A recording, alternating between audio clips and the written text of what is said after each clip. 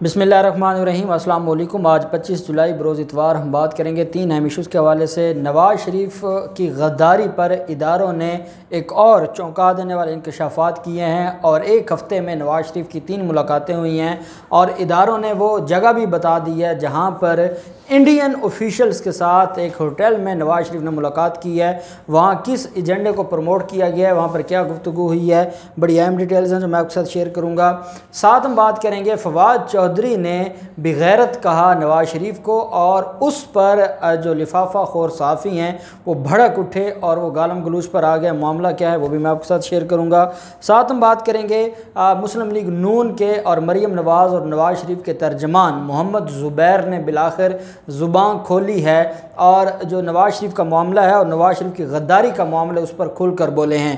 आप जानते हैं मैंने कल भी इसके ऊपर बात की थी कि पाकिस्तान मुस्लिम लीग नून अभी तक खामोश है और हुकूमत पाकिस्तान ने पाकिस्तान मुस्लिम लीग नून से इस बात का मुतालबा किया था कि नवाज़ शरीफ की जो मुलाकात है, नवाज़ शरीफ का बैरून मुल्क जो मुलाकातें या साजिशें हैं उस पर नून लीग को अपनी पोजीशन क्लियर करनी होगी। नून लीग को बताना होगा कि क्या ये नून लीग की इजाज़त से हुआ है, बतौर जमात ये सारा कुछ हुआ है, ये सारी चीज़ें क्लियर करनी होंगी। और साथ ऑडियो स्क्रिप्ट भी मांग लिया था हुकूमत पाकिस्तान ने। वहीं पे पाकिस्तान मुस्लिम लीग नून खामोश थी। पाकिस्तान मुस्लिम लीग नून के बड़े बड़े लीडर्स, उनके ट्विटर अकाउंट खामोश थे। मरीम नवाज़ ने एक बोंगी मारी और वो फिर उनके गले पड़ गई और उनको वो मामला जो है वो पहले की तरह जो अवाम है, अवाम ने मरीम नवाज़ का झूठ पकड़ लिया और मरीम नवाज़ को तारीख़ी ज़िल्लत का सामना हुआ। लेकिन जो शाहिद खकान अब्बासी हूँ, एहसन इकबाल हूँ, ख्वाजा आसिफ हूँ, मरीम औरंगज़ेब हूँ, ये सारे के सारे जो एक माफिया है, लीगी माफिया, ये खामोश थे और इनको समझ नहीं आ रही थी कि इस मामले को कैसे ठीक किया जाए। शहबाज शरीफ ख़ुद खामोश, हमजा शहबाज खामोश और वो अपना मौक़िफ़ देने से कतरा रहे हैं।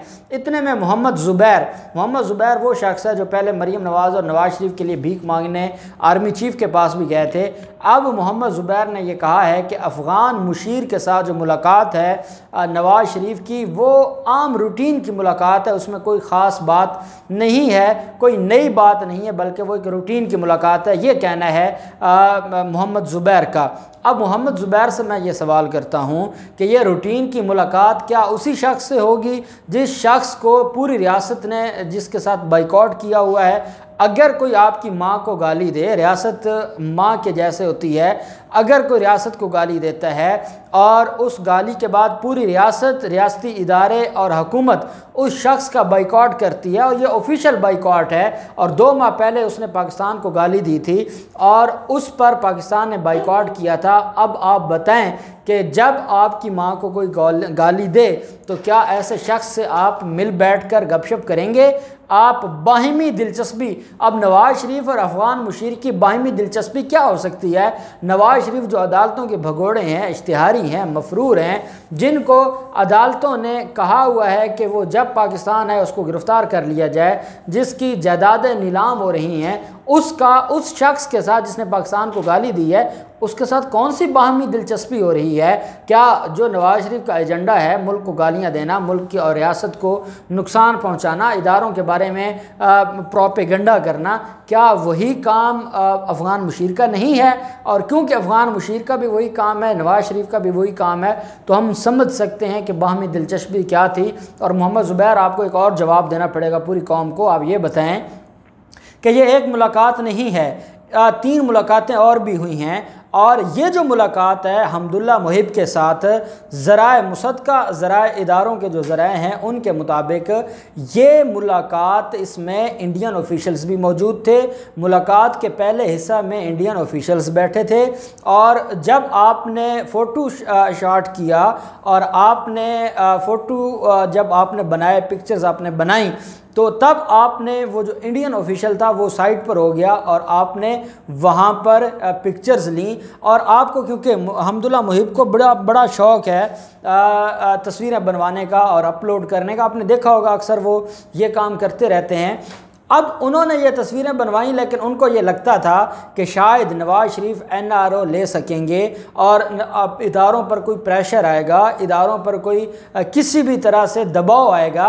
लेकिन उनको ये नहीं पता था कि अवाम बिफर जाएगी और बिफरे शेर की तरह नवाज शरीफ को पकड़ लेगी और नून लीग को पकड़ लेगी। और मैं आपको एक बात, अभी आज़ाद कश्मीर का इलेक्शन आप जानते हैं, आज भी एक खूनी इलेक्शन हो रहा है, लेकिन आज का इलेक्शन आज शाम 5 बजे मैं आपको बताऊंगा कि पाकिस्तान तहरीक इंसाफ ने क्लीन स्वीप किया है। और उसमें जहां इमरान खान का किरदार है, वहीं पे जो इनको 2-4 सीटें मिलनी थी उससे भी ये हाथ धोएंगे इनकी इस गद्दारी की वजह से, क्योंकि कश्मीर के लोग कभी भी पाकिस्तान के साथ गद्दारी को बर्दाश्त नहीं कर सकते। तो मोहम्मद ज़ुबैर को जवाब देना होगा कि हम्दुल्ला मुहिब के साथ जो मुलाकात हुई है उसमें जो पहले हिस्से में इंडियंस बैठे थे वो कौन थे, उनके साथ क्या बात हुई और कौन सी बाहिमी दिलचस्पी थी जो नवाज शरीफ वहाँ पर कर रहे थे, गुफ्तगू कर रहे थे।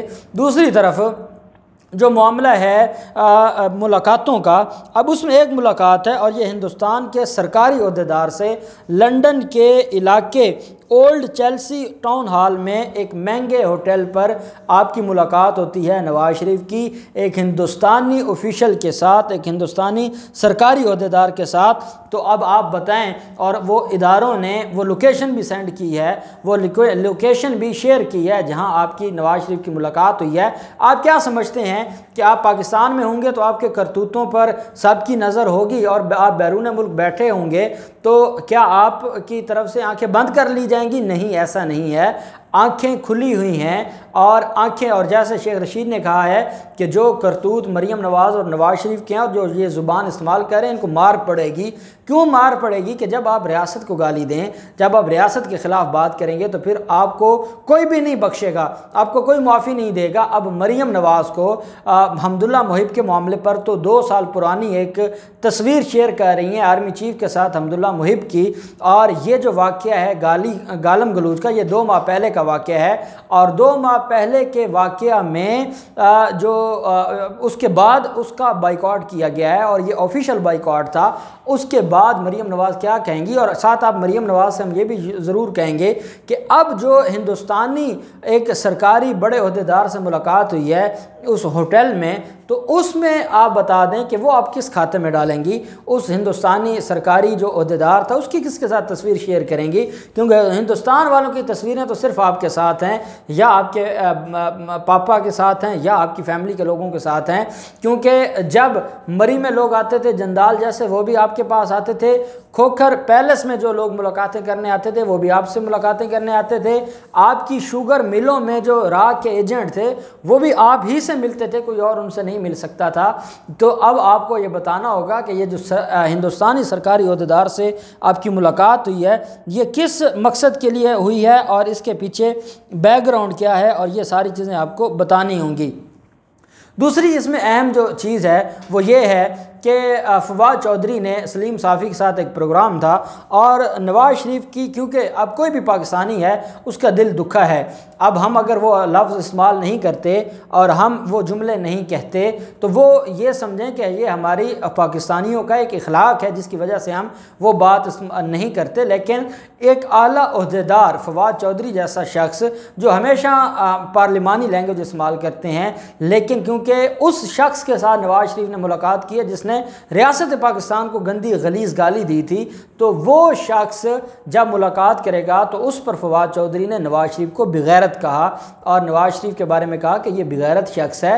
हर उस शख्स से मिलेगा जो पाकिस्तान का दुश्मन होगा, जो रियासत का दुश्मन होगा। उस पर सबसे ज़्यादा जो तकलीफ़ हुई है वो नून लीग को नहीं हुई बल्कि मतीउल्लाह जान को हुई है। आप जानते हैं मतीउल्लाह जान का जो किरदार है, और लिफाफा खोर सहाफ़ियों में अगर बड़े दर्जे अगर शुमार किए जाएँ तो मतीउल्लाह जान को बड़े दर्जों में नाम आएगा। बड़े लेवल के वो लिफाफा खोर सहाफ़ी हैं, उनको बड़ी तकलीफ़ है। उन्होंने जो ट्वीट किया है और उस ट्वीट में वो फवाद चौधरी के बारे में कह रहे हैं कि इससे बड़ी बेगैरती क्या होगी कि वफाकी वज़ीर इत्तलात, वो लफ्ज़ जो फवाद चौधरी ने इस्तेमाल किया उसका जवाब दे रहे हैं मतीउल्लाह जान कि इससे बड़ी बेगैरती क्या होगी कि वफाकी वज़ीर इत्तलात इस शख्स को बेगैरत कह रहा है और जिस शख्स को टीवी पर दिखाने की इजाज़त भी नहीं है। कम अज़ कम आप उस शख्स को अपना मौक़िफ़ तो आने दें, और उसका मौक़िफ़ आएगा तो वो जवाब देगा। आप उसको बेगैरत कह रहे हैं, उसका मौक़िफ़ नहीं आ रहा, तो मतीउल्लाह जान से मैं कहूँगा कि आप लोग तो गए थे उसकी तकरीरें बहाल करवाने के लिए, फिर आपने क्यों दरख्वास्तें वापस ली थी? पूरा केस ही आपने वापस ले लिया था। अगर आप लोगों में इतनी ही इखलाकी जुर्रत थी, या अगर आप लोग इतने ही नवाज शरीफ के खैर खा थे, तो आप फिर उस केस को आगे चलाते। आपने तो ड्रामा किया, और ड्रामा करने के बाद आपको वो केस वापस लेना पड़ गया for the sake of arguments. Fawad Chaudhry ने जो उनको बेगैरत कहा है, गलत कहा होगा, लेकिन उसका जवाब नून लीग देगी। आप कौन होते हैं? आपका क्या काम रह गया? क्या सहाफ़ी का काम ये रह गया है कि वो अगर एक शख्स दूसरी जमात के शख्स को बेगैरत कहेगा तो आप जवाब में बेगैरत कहेंगे, क्योंकि आप उनके पे रोल पर हैं, आप उनसे ब्रीफ केस लेते हैं, आप लिफाफा खोर सहाफ़ियों की सफ़ में शामिल हैं, आप हामिद मीर के राइट हैंड हैं, आप अबसार आलम के साथ हैं, आप असदूर जैसे लोगों के साथ हैं। तो ये जो आपका किरदार है, आपको फवाद चौधरी पर तनकीद करते हुए पहले ये सोचना होगा कि फवाद चौधरी तो चलें एक हुकूमती पार्टी में एक आला ओहदे पर बैठे हैं, और वो एक मुखालिफ पार्टी के कायद के बारे में ये बात कर रहे हैं। आप सहाफ़ी हैं, आपको किसने ये अख्तियार दिया है कि आप किसी की गाली का जवाब, गाली जिसको पड़ी है वो जवाब न दे, बल्कि आप जवाब दें? तो इससे फिर यही मुराद है जो हम आपके बारे में कहते हैं कि आप लोग मरीम नवाज़ और नून लीग के तर्जमान हैं। तो इसका मतलब है कि ये दुरुस्त है, क्योंकि आप उनकी गालियों का जवाब, जो काम नून लीग को या शरीफ ख़ानदान को करना चाहिए था, वो आप कह रहे हैं। आपको लोगों को शर्म आनी चाहिए।